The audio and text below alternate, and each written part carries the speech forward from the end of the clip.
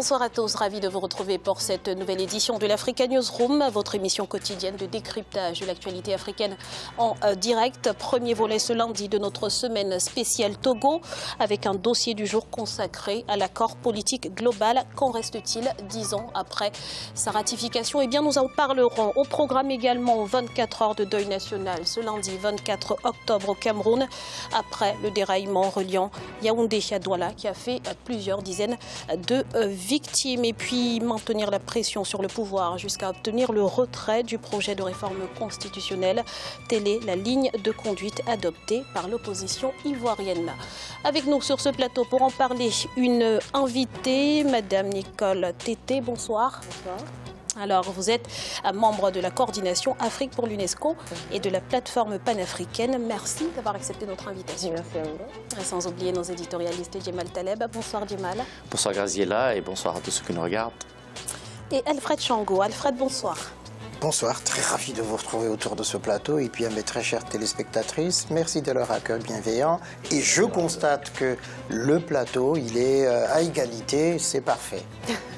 Tout de suite, c'est l'info du jour.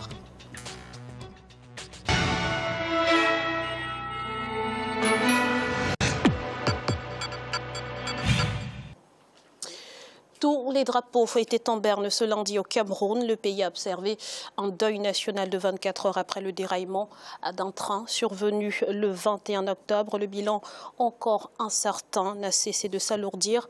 Le président Paul Biya est rentré en urgence ce dimanche et appelle à la solidarité nationale. On fait le point tout de suite avec Karine Kamdem. Deuil national ce lundi 24 octobre au Cameroun. Le président de la République, Paul Biya, a tenu à rendre un hommage aux victimes du déraillement du train Intercity Yaoundé-Douala qui est survenu à Ezeka vendredi 21 octobre. Le dernier bilan des victimes fait état d'au moins 75 morts et plus de 600 blessés. Il a par ailleurs indiqué qu'une enquête approfondie sera menée pour trouver les causes de cet accident et que les frais médicaux des blessés seront pris en charge par l'État. Ma pensée et mes premières paroles vont d'abord aux familles des victimes et aux blessés. Et je tiens à renouveler à leur intention toutes les condoléances attristées que je ressens. Aux blessés, je souhaite un rétablissement rapide. Et j'ai prescrit une enquête approfondie pour établir les causes profondes de cet accident ou de cette drame. Et j'ai également prescrit que les formations hospitalières qui vont recevoir les blessés, les soins aux frais de l'État. J'ai également décidé que le 24 octobre serait déclaré jour de deuil national. Le train avait à son bord 1224 personnes, au lieu des 740 correspondant au nombre de sièges disponibles, suite à la destruction d'une buse métallique sur la route Yaoundé-Douala dans la nuit de jeudi 20 octobre à vendredi 21 octobre.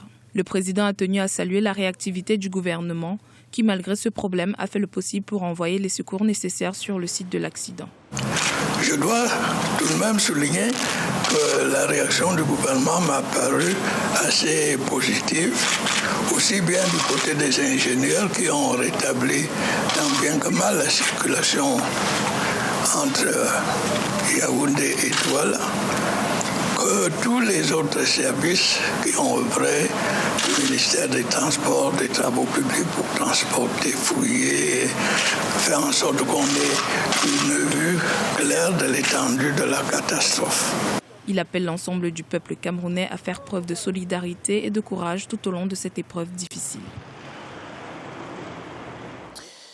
Alfred, que sait-on concrètement des circonstances de cet accident à l'heure actuelle ? Graziella, avant de répondre à votre question, je voudrais avoir une pensée vraiment profonde à toutes les victimes et à leurs familles. C'est véritablement une tragédie et des choses comme ça ne devraient pas arriver normalement. ça montre tout de même la fragilité de nos infrastructures, surtout à la fois routières et puis le rail, qui sont des vieilles infrastructures héritées de la colonisation, qui n'ont pas été mis aux normes. Et là, avec la surcharge, l'augmentation des wagons, la responsabilité, n'en déplaise à Paul Biya, la responsabilité du gouvernement est engagée dans cette tragédie, du responsable de la Camerail, et surtout aussi, mais de Bolloré, à qui ce chemin de fer appartient. Donc leurs responsabilités sont établies. Pour le moment, on impute, pour ce qui est de la route, à la pluie, aux pluies intenses qui ont eu lieu, l'affaissement, donc qui a fait que tout le monde s'est rabattu sur le chemin de fer. Là, on dit une buse qui a cédé, mais dès le moment où on ne calcule pas le poids transporté et le poids prévu pour déjà la motrice, on arrive justement à ces genres de catastrophes. Il faut que rapidement, justement, les responsabilités soient établies. Alors, Djimal, le président Paul Biya a donc écourté son séjour à l'étranger pour entrer au Cameroun. Il a annoncé un certain nombre de mesures fortes. Qu'en pensez-vous, justement? C'est bien la moindre des choses. Le deuil est le moment que nous vivons actuellement. Et il est normal que les Camerounais, mais au-delà des Camerounais, nous ayons tous une pensée pour les uns et les autres et que nous vivions actuellement le moment de deuil. Donc, ce n'est pas le moment de rendre des comptes. Mais on est obligé de rendre des comptes. On est obligé de comprendre pourquoi cette buse a lâché, pourquoi le train est surchargé et pourquoi un incident comme celui-là s'est passé alors qu'il aurait pu être évité. On ne peut jamais prévoir un accident et un accident se produit dans tous les pays du monde. Celui-là est un accident particulier. Et donc, les circonstances dans lesquelles il a survenu doivent nécessairement faire l'objet d'une enquête. Le président Paul Biya l'a dit, il faut le faire. Mais il faudrait, au-delà de cela, que nous comprenions deux choses. Un, que la responsabilité administrative doit être absolument identifiée et mise en œuvre. C'est-à-dire que ceux qui ont autorisé que le train soit surchargé, qu'il roule dans des circonstances qu'on connaît à ce moment-là, soient identifiés. Et il faudrait que des sanctions, y compris pénales, mais pas seulement administratives, soient prononcées le moment venu. Il faudrait que la vie de nos concitoyens ait de la valeur. Imaginez le même accident en Suisse, imaginez le même accident dans n'importe quel pays d'Europe. Le ministre des Transports aurait démissionné, le directeur de la compagnie nationale aurait démissionné, une enquête d'une gravité extrême aurait bien entendu été menée. Il faudrait, là, personne ne peut douter de la réaction rapide, absolue du président Paul Biya. Il n'y a pas de doute là-dessus et il a bien réagi. Il faudrait, encore une fois, que nous montrions beaucoup plus de compassion et de tristesse à l'égard de nos vies humaines, que nous leur donnions beaucoup plus d'importance et que la réaction soit encore plus violente et plus virulente. Justement, Madame Tété, quelles sont vos impressions? Je partage la tristesse de ces familles qui ont perdu des membres de leur famille. Et bon, on ne sait pas vraiment, je ne pense pas que les bilans a été vraiment Il n'est pas définitif pour le définitif, moment. Donc du coup, je pense qu'on va continuer encore à déplorer des disparus. C'est vraiment triste. Mais est-ce que l'Afrique, je ne sais pas s'ils sont vraiment prêts à prendre en main et à vraiment leur infrastructure et puis aller au-delà aussi des choses. Donc voilà, la question se pose toujours. Alors Alfred, cet accident a également montré les limites du Cameroun en matière de gestion de crise. Les familles ont déploré en particulier le manque d'informations disponibles. Comment finalement améliorer la gestion de ce genre de situation? D'abord, merci Graziella, mais cette situation qui arrive au Cameroun peut survenir n'importe où en Afrique. Les réactions seront tardives aussi, un peu comme ça. Les parents, les familles seront dans les mêmes circonstances de retard d'information, ne sachant pas ce qui se passe et l'information ne circulant pas. Ça voudrait dire effectivement qu'en amont, le gouvernement et là puisse avoir une cellule de crise déjà préétablie avant, pour prévoir des catastrophes qui arrivent et comment réagir.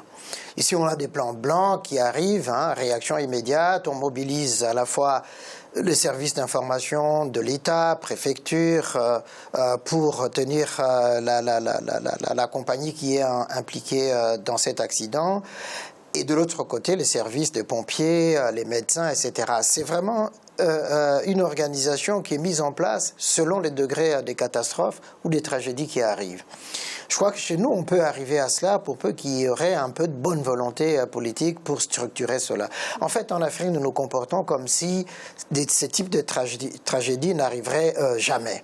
Et donc, quand ça arrive, on est surpris. Et puis les familles, justement, enfin à l'heure du téléphone portable quand même, les responsables de la compagnie de chemin de fer du Cameroun auraient pu déjà diligenter des personnes sur place. Et puis voilà. Et puis on a quand même les manifestes de ceux qui voyagent dans les trains. Bon, on peut connaître quand même.